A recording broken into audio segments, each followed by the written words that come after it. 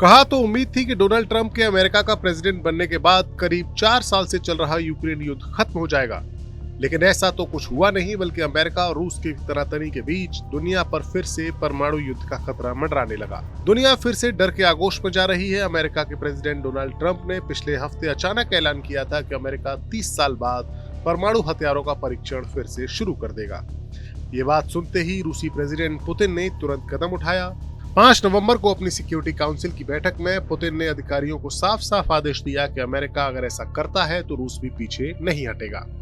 रूस के विदेश मंत्री सर्गेई लैवरोव ने शनिवार को इस बात को कंफर्म किया कि पुतिन के निर्देश के बाद परमाणु परीक्षण की तैयारी का काम शुरू हो गया है। यह खबर यूक्रेन युद्ध के बीच आई है, जहां दोनों देशों के बीच का तनाव इस वक्त चरम पर है। जानकार कहते हैं कि यह नई परमाणु दौड़ दुनिया को तीसरे विश्व युद्ध के कगार पर ले जा सकती है।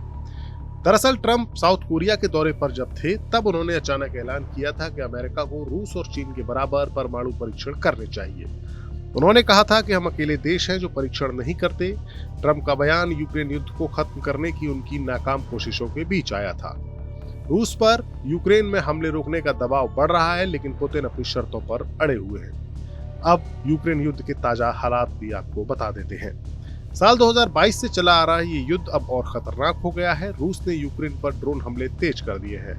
हाल ही में रशियन ड्रोन्स ने यूक्रेन में 7 लोगों को मार दिया। यूक्रेन ने जवाब में रूस की जमीन पर घुसकर एक मिसाइल को नष्ट कर दिया। इसके बाद से पुतिन ने करीब 2 लाख फौजी तैनात कर दिए हैं।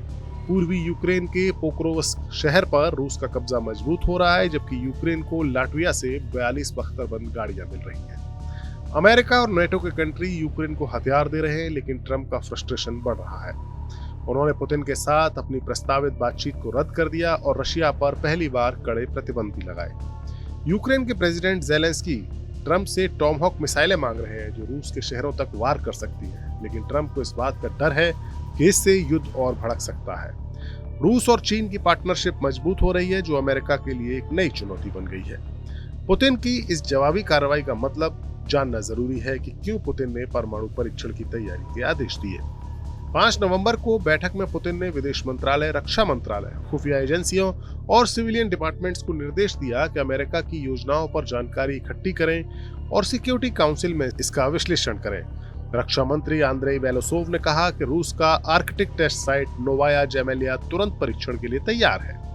लैवरोव का कहना है कि पुतिन के निर्देशों को लागू करने का काम एक्सेप्ट किया गया है। संबंधित एजेंसियां इस पर काम कर रही हैं, लेकिन उन्होंने जोर दिया कि रूस पहले परीक्षण नहीं करेगा। अमेरिका की ओर से अभी तक कोई डिप्लोमेटिक स्पष्टीकरण नहीं मिला है। वहीं अमेरिकी ऊर्जा सचिव क्रिस राइट का कहना है कि परमाणु परीक्षण पूर्ण रूप से विस्फोट नहीं होंगे, बल्कि सब क्रिटिकल टेस्ट होंगे। फिर भी ट्रंप के बयान से अमेरिका में कंफ्यूजन है और इसी कंफ्यूजन के बाद पुतिन ने न्यूक्लियर टेस्टिंग का आदेश दिया है। Bureau report, news nation. जहाँ भक्ति है हर शब्द में, कथाओं में छुपे हैं दिव्य रहस्य और ज्योतिष देता है जीवन को दिशा। धर्म से जुड़ी हर बातों को जानने के लिए हमारे चैनल स्तुति को सब्सक्राइब करें। चैनल पर जाने के लिए इस लिंक पर क्लिक करें।